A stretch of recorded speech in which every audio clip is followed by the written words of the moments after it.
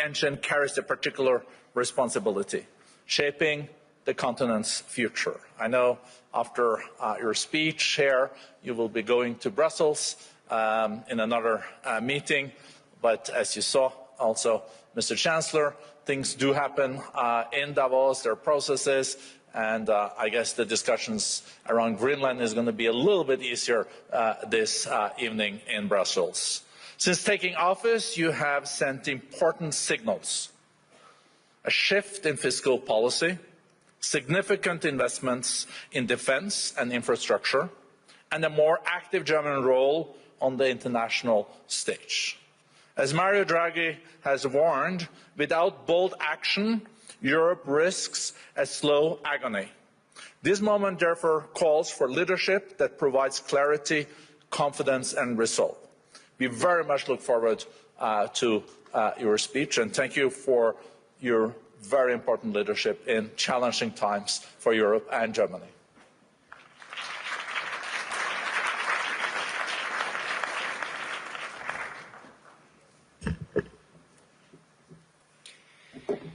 Now, President Borge Brende, ladies and gentlemen, the calm and peace up here on the magic mountain in Davos is at stark contrast to a world whose old order is unraveling at breathtaking pace.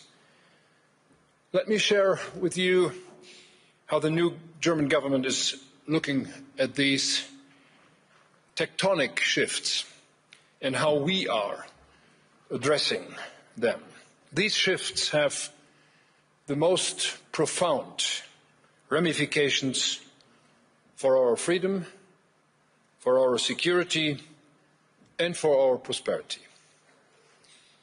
In these weeks and months, we are witnessing a new era has already begun. Russia's war of aggression against Ukraine has been the most drastic expression so far. But change runs much deeper. China, with strategic foresight, has worked its way into the ranks of the great powers. The United States' global pole position is being challenged, and Washington reacts by radically reshaping its foreign and security policy. We have entered a time of great power politics. The international order of the past 3 decades, anchored in international law, has always been imperfect. Today, its very foundations have been shaken. This new world of great powers is being built on power, on strength, and when it comes to it, on force. It's not a cozy place. We do not have to accept this new reality as fate. We are not at the mercy of this new world order. We do have a choice. We can shape the future. To succeed, we must face harsh realities and chart our course with clear-eyed realism. 2 days ago, Mark Carney said in this hall from this place, we must no longer rely only on the power of our values. We must also recognize the value of our power. I share that view.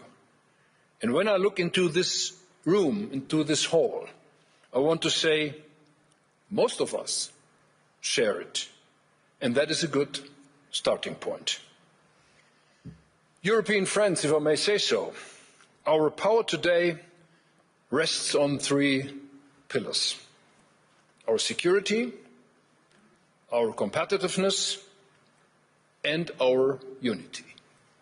First, we must invest massively in our ability to defend ourselves, and we are doing this.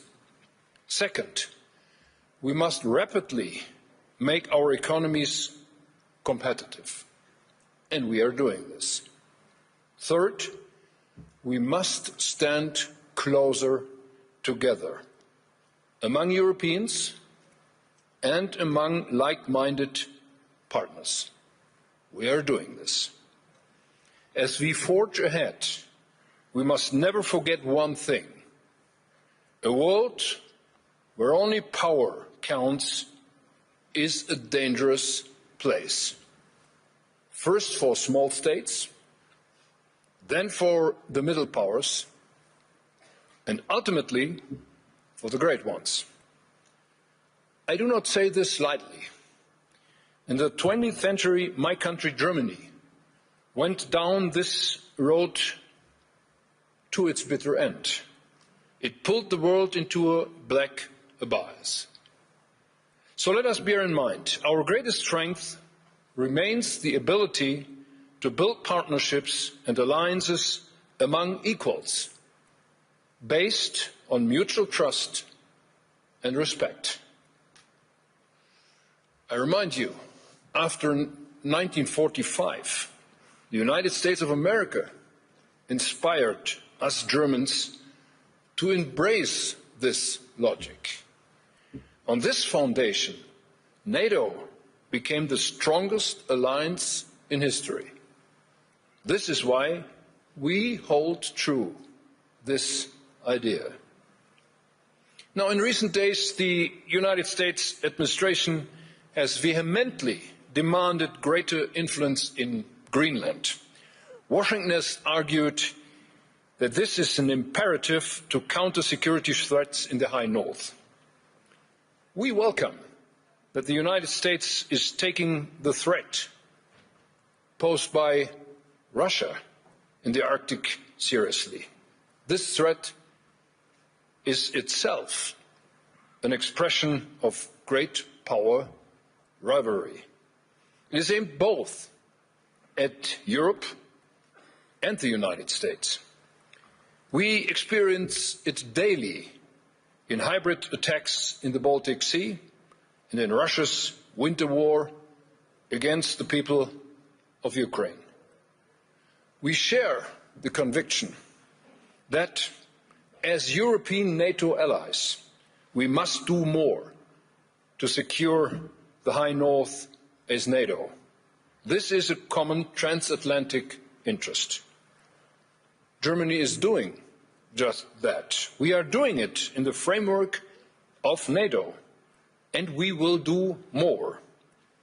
Our neighbors and partners in Europe, including Denmark and the people of Greenland, can count on our solidarity.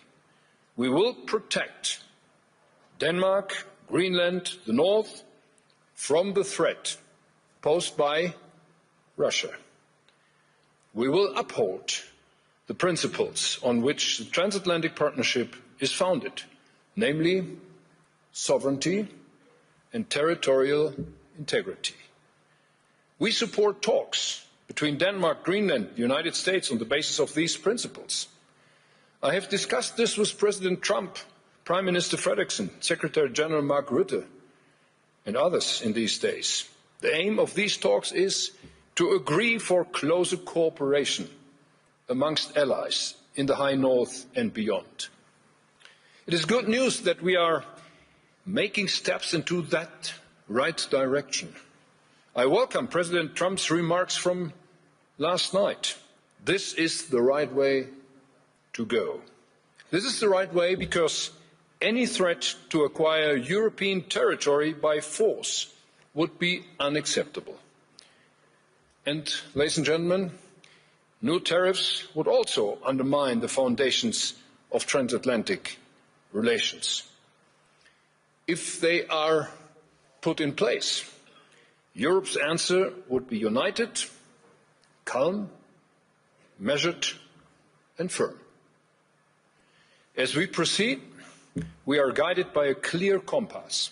Firstly, in the new age of great powers, Europe must stand together resolutely and sovereignly. And secondly, we should not give up on NATO. At the historic NATO summit in The Hague last June, we created the material prerequisites for this. Europe will invest hundreds of billions of euros in its security. It was a remarkable transatlantic success. Now we must repair the trust on which the alliance is built. Europe knows how precious it is. We feel deeply that it can be the United States' strongest competitive advantage in an age of great powers. Democracies do not have subordinates. They have allies, partners, and trusted friends. Let me paraphrase this in German in a few words. Wir haben die Schwelle hinein in eine neue Welt der Großmächte überschritten. In dieser Welt weht ein rauer Wind. Diese Welt wird uns Härten und Gefahren zumuten. Das spüren Sie, das spüren wir alle. Machen wir uns aber auch bitte klar, dieser Welt sind wir nicht ausgeliefert. Wir können sie gestalten. Lassen Sie uns deshalb besonnen, schöpferisch und mutig zugleich auf unsere eigenen Stärken setzen.